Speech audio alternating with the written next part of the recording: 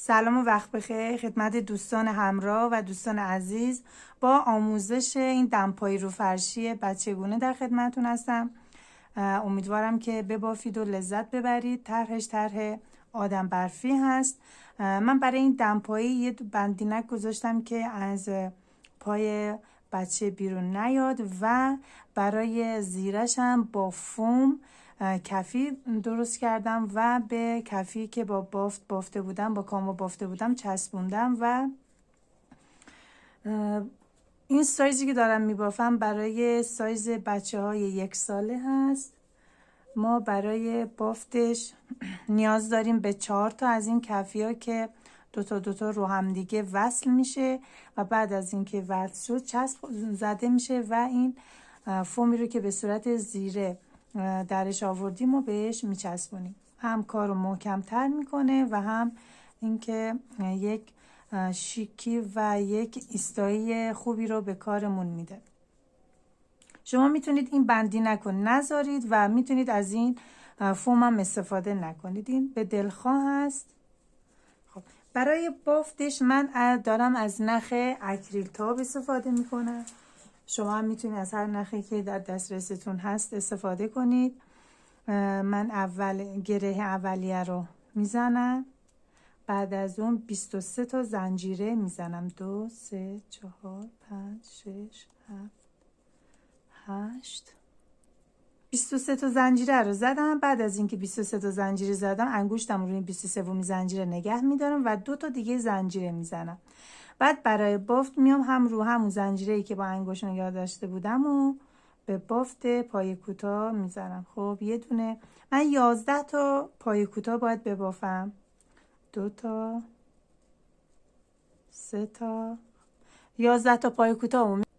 11 تا که پای کوتاه رو بافتم، 12مین زنجیره رو میام پایه متوسط میبافم. خب 12مین زنجیره پایه متوسط. حالا اینجا 11 تا دیگه برای من زنجیره مونده که 10 تاشو میام پایه بلند میبافم.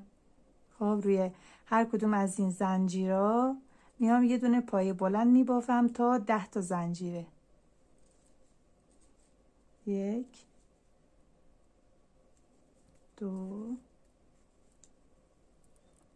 10 تا پایه بلند رو بافتم. به 11مین زنجیره که رسیدم، حالا داخل این 11مین زنجیره باید 7 تا پایه بلند ببافم.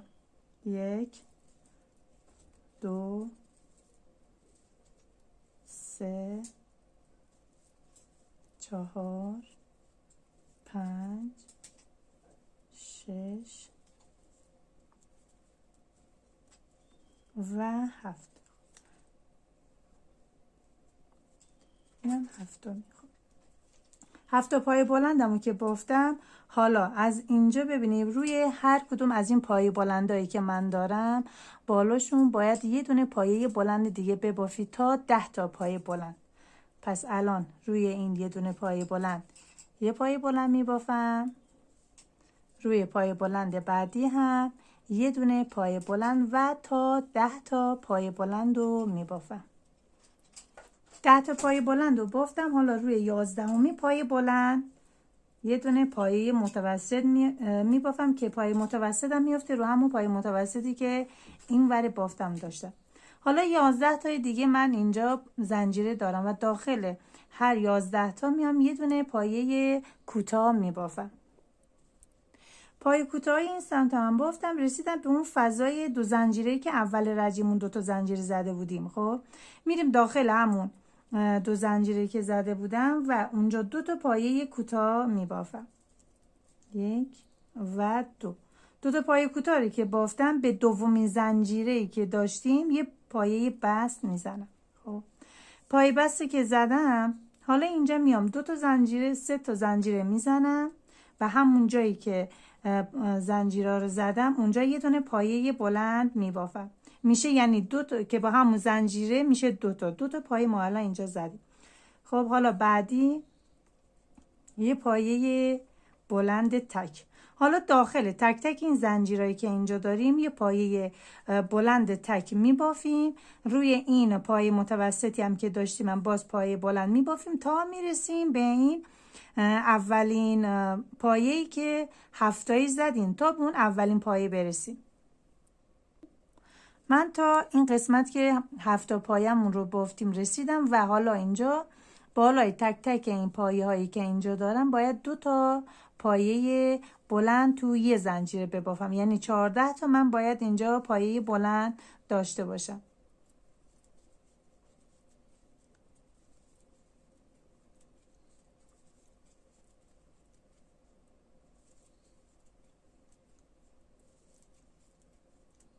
پایه بلندا رو میبافم تا برسم به آخرین پایه‌ای که داشتم. 14 تا پایه رو بافتم. حالا دوباره بالای تک تک این پایه هایی که دارم یه دونه پایه تک بلند میبافم، پایه بلند تک میبافم. خب به بافتمون همینجوری ادامه میدیم تا برسیم به 2 تا زنجیره مونده که به انتهای کارمون برسیم. به 2 زنجیره پایانی رسیدم. حالا داخل هر کدوم از این زنجیره ها باید 2 تا پایه بلند ببافم، یه پایه بلند جفت و اینجا هم یه پایه بلند جفت دیگه، یعنی توی هر کدوم از این زنجیره ها 2 تا پایه بلند میبافم. بعد میام به سوم زنجیره از رج قبل که زدیم یه پایه بست میزنم. سعی کنید که این زنجیره هم هر 2 قسمتش رو با هم دیگه بگیرید تا فضای خالی میون کارتون نیفته. دوباره همینجا میام 3 تا زنجیره میزنم و همونجا که 3 تا زنجیره زدم یه پایه دیگه میبافم، میشه یه پایه جفت توی یه زنجیره، زنجیره بعدی تک و زنجیره بعدی 2 تا پایه بلند و یه جا میبافم.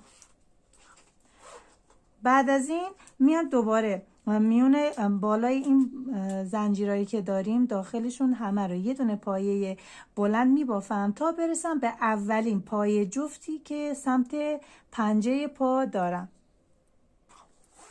به اولین پایه جفتی که سمت پاشنه داشتم رسیدم، سمت پنجه و حالا اینجا میام اول یه پایه جفت داخل یه زنجیره میبافم، یه پایه تک، سومی پایه جفت، چهارمی پایه تک، پنجمی پایه جفت، ششمی پایه تک، هفتمی پایه جفت، هشتمی هم پایه جفت میبافیم، یعنی دوتایی که میفته وسط دوتاشو باید توی هر کدوم از اون زنجیرها 2 تا پایه جفت ببافیم. دوباره بعدی یه پایه تک، بعدی یه پایه جفت، به همین ترتیب یکی در میون ادامه میدیم تا برسیم به آخرین پایه، تا برسیم یعنی به این آخرین پایه جفتی که اینجا دارم.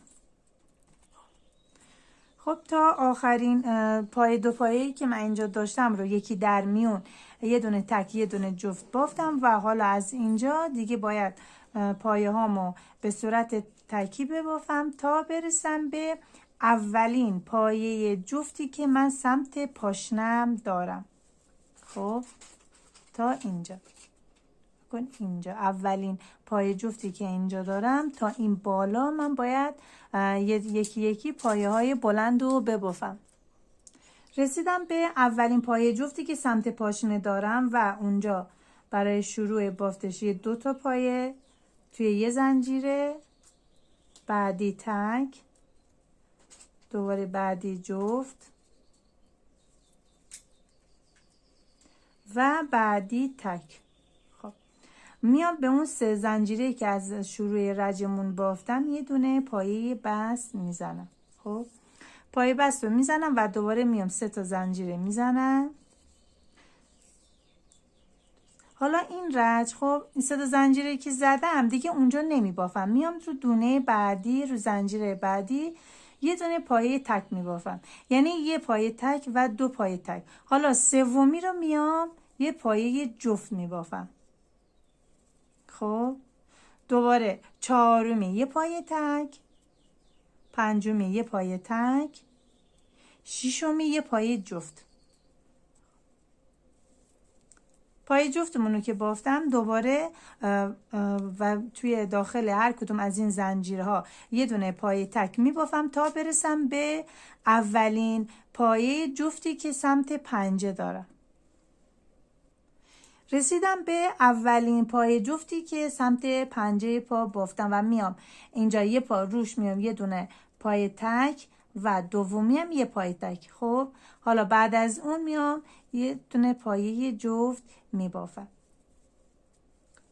دوباره 2 تا تک،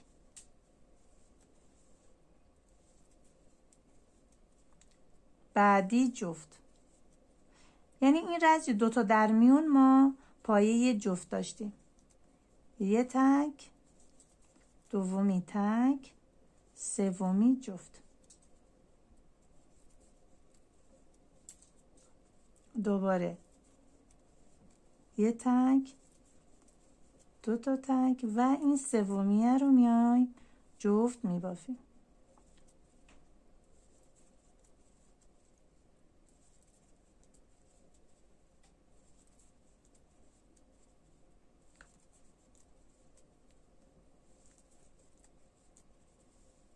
خب به بافت این 2 تا در میون جفتمون ادامه میدیم تا برسیم به آخرین پایه جفتی که من این قسمت دارم. خب تا این قسمت رو بافتم، حالا میام دوباره داخل هر کدوم از این زنجیرها که دارم یه دونه پایه بلند میبافم تا برسم به اولین پایه جفتی که سمت پاشنه دارم. خب تا برسم به این قسمت، به اولین پایه جفتی که رسیدم دوباره میام توی 2 تا خونه پایه تک میبافم، توی سومی میام پایه جفت میبافم، یعنی 2 تا در میون یه پایه جفت، دوباره تک تک و آخریش هم جفت.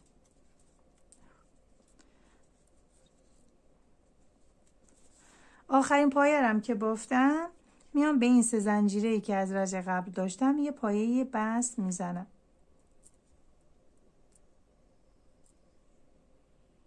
بهتره که این زنجیره رو کامل بگیرید تا خیلی فضای خالی اینجا نداشته باشید.